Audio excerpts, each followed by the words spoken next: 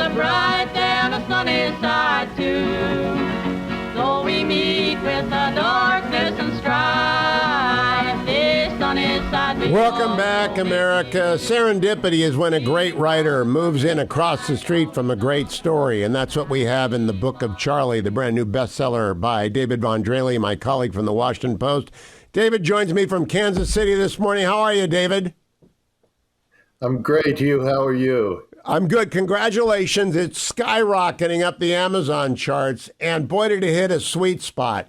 Now, authors love to be surprised by receptions like this, but what surprises you most about the kind of universal acclaim you've gotten from the book of Charley? Well, it's amazing to be sitting on this quiet street in a suburb of Kansas City, writing about my across the street neighbor who lived to be 109, and to have that story strike a chord with people all across the country. It's a reminder to me of the resources that are all around us at any given time. The world is full of stories. It's full of heroes. It's full of people who inspire us just by making their way through the ups and downs of life. And I think it's a happy story, a hopeful story at a time when people are ready for that. It's a story of resilience, too. And I think, I was just talking with Bethany Mandel about this, about how one raises children. Charley is a free-range child. I mean, getting across the country in a Model T and coming back riding the rails is not something that parents today would be inclined to permit. So, I mean, do you think it might reinvigorate the idea of free-range parenting? You know, I've certainly rethought some of my own parenting decisions as I've told Charley's story. You know, I grew up as kind of a free-range child myself, and I think of some of the knuckleheaded adventures that I got into. Well, my mother was doing other things, and all that I learned from that, figuring out how to get myself out of some of the fixes that I got myself into. Now, obviously, we don't want kids, getting into so much trouble that they are injured, but the world is a friendlier place maybe than we think it is right now. There's so much information about every bad thing that happens anywhere in the world. We hear about it instantaneously, and it gives us the impression, many of us, that the world is just crawling with danger. And in fact, for most kids, in the United States anyway, it's a safe and survivable, thrivable world. You know, I hope that the readers of Nextdoor, which is my favorite app because it's always full of the world is ending reports from older neighbors, I just want them to keep a supply on hand of the Book of Charley to send to the old people upset by the coyotes or whatever it is they're upset about. Charley didn't let anything bother him. I mean, nothing bothered him. And your journalist wife checked out his story repeatedly, right down to the idea of Brother John Lazia having a slot machine in Charley's basement. Expand on the Kansas City of Pendergast, Boss Pendergast, and Brother John. Charley grew up in the wild boom time of wide open Kansas City. You know, during Prohibition and the Depression, Kansas City never shut down. It said that, and I think it's true, there was never a prosecution for a prohibition-related offense in Kansas City during all those years. It was run by political machine, the Pendergast family, boss Tom Pendergast. He had an alliance with the head of the Italian mafia at the time, Brother John Lazia, came in from New York and wrapped up Kansas City in a short period of time.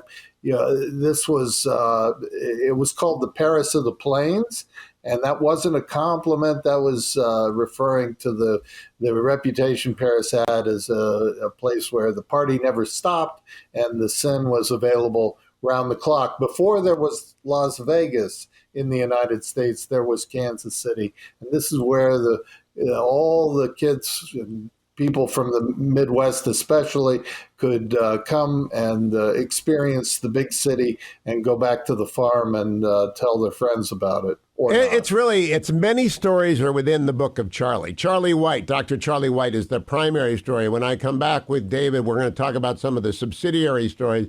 But Dr. Charley White does the thing that Arthur Brooks says is the hardest, which is to make a mid-career transition to a different specialty. We're going to talk about that after the break. But go out and get the book of Charley. Highest recommendation I can give you. Fetching Mrs. Hewitt already read it. I read it twice. And her book club has already adopted it for July. So, I mean, if you get the book club world keyed in on this, David, you're winning. Stand by. We'll be right back with David Von Drehle. This is the book of Charley. It's in bookstores everywhere. David doesn't quite yet know. You got to say the title 7 times. The Book of Charley in every appearance. The Book of Charley. And it's not a hard title to remember, and you will thank me for it. I will be back tomorrow. I'm going to my 45th reunion. We'll have a bunch of guest hosts coming in. Kurt Schlichter tomorrow, David, and then Dwayne on Thursday and Ed Morrissey on Friday, but I'll be back next week. In the meantime, get the Book of Charley and come back. You'll hear the rest on today's podcast and tomorrow or the next day later in the week. Stay tuned, America. Thanks for joining me. I'm Hugh Hewitt. It started with a bunch of midnight rounders who never sleep. They are the founders of the night horse. Welcome back, America. You know, normally we have to worry about copyright and what we play. I don't think anybody's got a license on the Coon Sanders Nighthawks. And I doubt you've ever heard of the Coon Sanders Nighthawks unless you've read the Book of Charley. David, this was a reveal to me. I know radio, and I know KDKA, and when we went on the air, and I've been around radio for 30 years. I had no idea that Kansas City bought basically Jazz to America. Yeah, it was a discovery for me as I wrote the Book of Charley. Thanks you for the coaching. The first band to be successful on radio was a novelty orchestra from Kansas City called the Coon Sanders Nighthawk Orchestra. They started playing nightly in 1922, the first year that radio really went nationwide. Charley White was a teenager at the time and used the opportunity to teach himself to play the saxophone by playing along with the band every night at midnight. I don't know how his neighbors felt about that, but he learned to play well enough that he worked his way through college as a jazz musician. It was called the band that made radio famous. And in those days when the airwaves were clear from coast to coast, people would stay up all across the country into Canada to hear them play. Now, the breadth of Charley White's life, Dr. White, what year is he born and what year does he die? He's born in 1905, which is the same year that the Wright brothers made their first real flight where they took off and landed where they wanted to.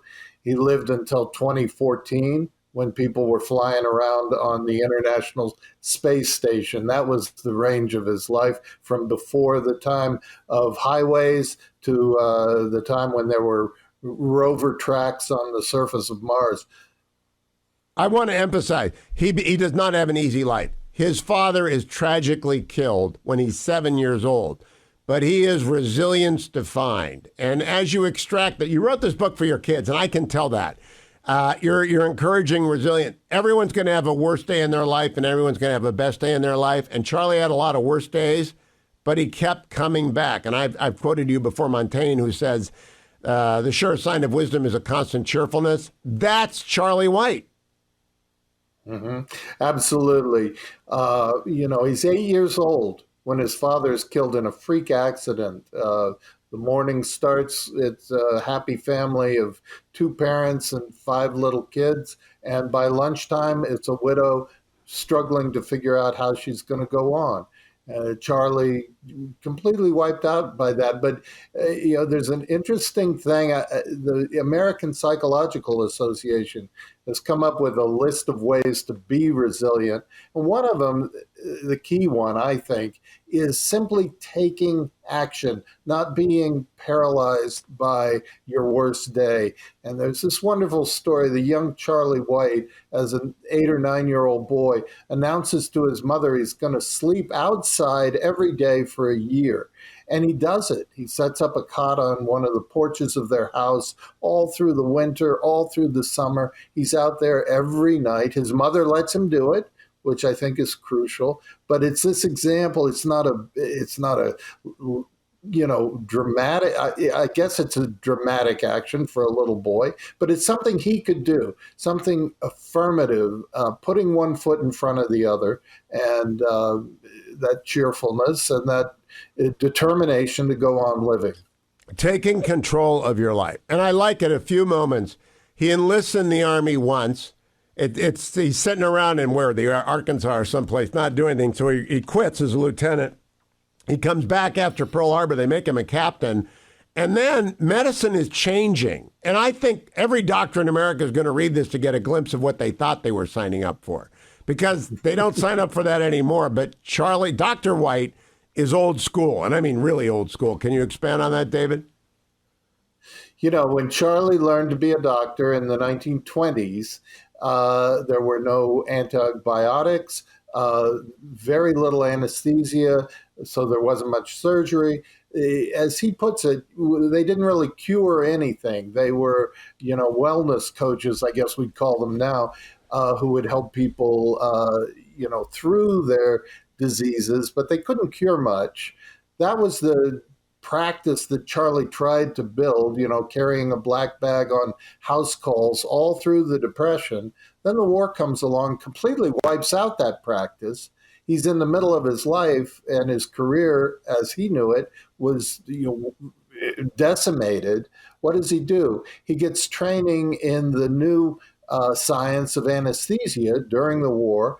The war was a transformational a force in so many fields, including medicine.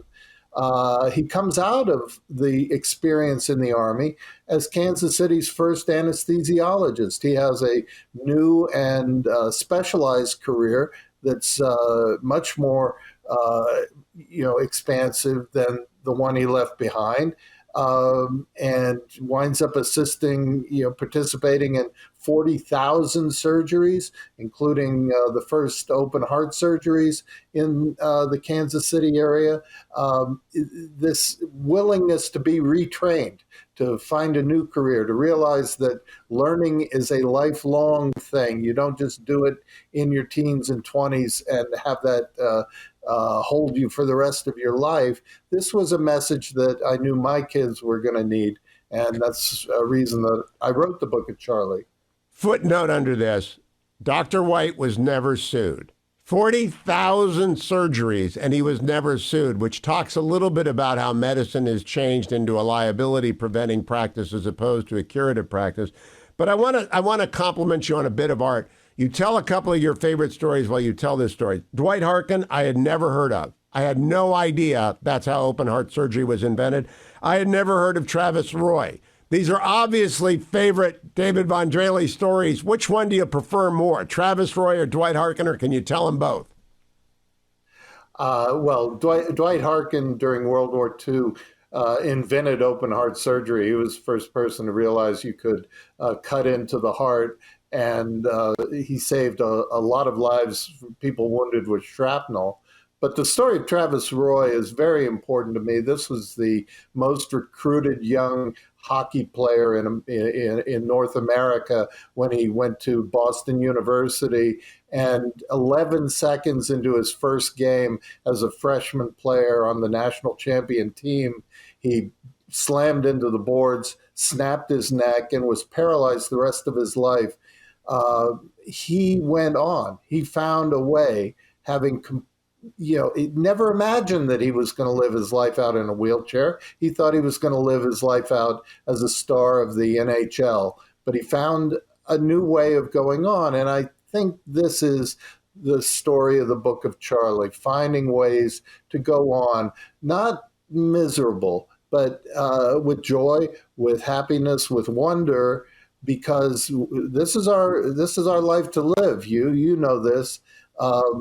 We don't know what comes next, but we know that we've got, I believe, a beautiful world and an amazing opportunity to be useful, to be helpful, to be impactful in other people's lives right here, right now.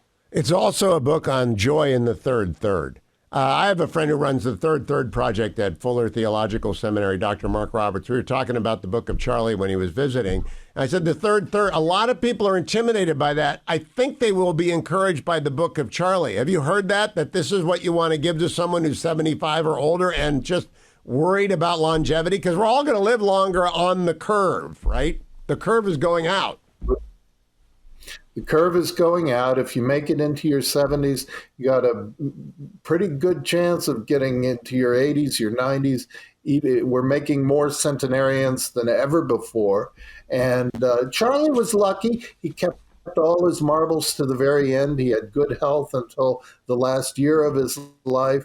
But the way he lived is useful for anybody, because he at the end of his life, he made some notes about how to live, what he had learned from this. They're very simple messages, but simplicity is one of the gifts of age, I think. And he said, share joy, observe Think miracles. freely, practice patience, smile often, savor special moments. I wrote them down, David, because it's a gospel of sorts that people can affirm. Now, I want to make people understand, Charley had some rough patches. His first wife was, I think we can all say, clinically depressed.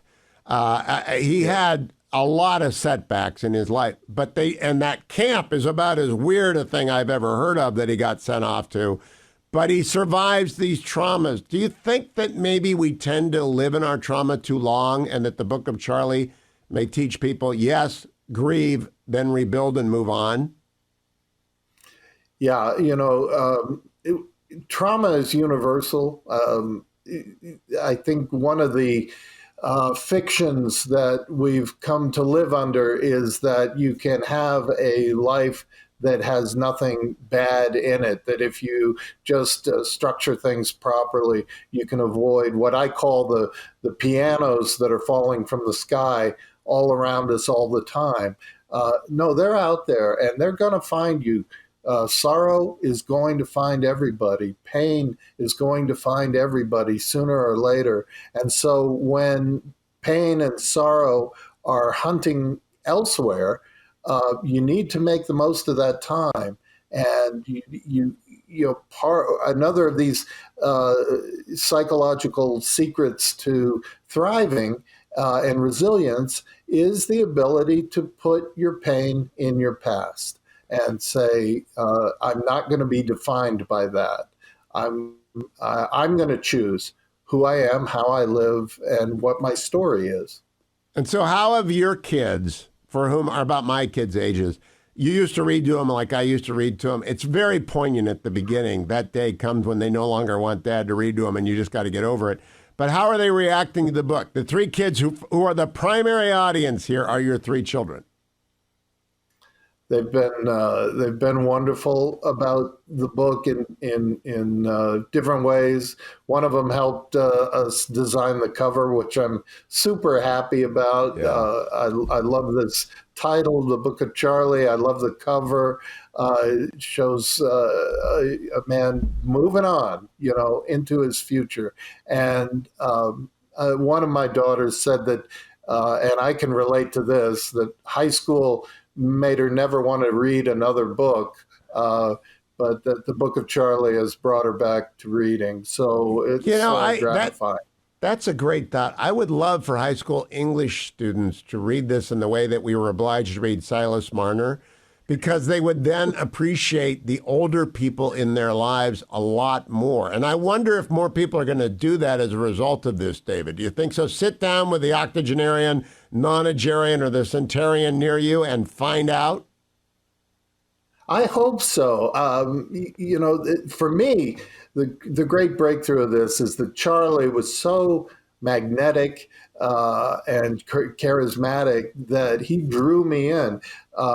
He had a magnetism and pulled me out of my shell to go and hear his stories. Well, everybody is living around people with important stories, important lessons. And if we can get out of our own homes and cars, and walk across the street, go next door, meet the people that we live among, and find out how they live. I think we learn to communicate with one another better than we've been doing for the past 10 or 15 years. Everybody's got a story, and it's always interesting if you ask the right questions. David Von Drehle did with Charley White, Dr. Charley White. The Book of Charley, available everywhere at Amazon.com. Book clubs are going to keep you in demand. I hope the book tour doesn't kill you, David, because it's going to be a long one. Thank you for joining me this morning, and congratulations on the Book of Charley.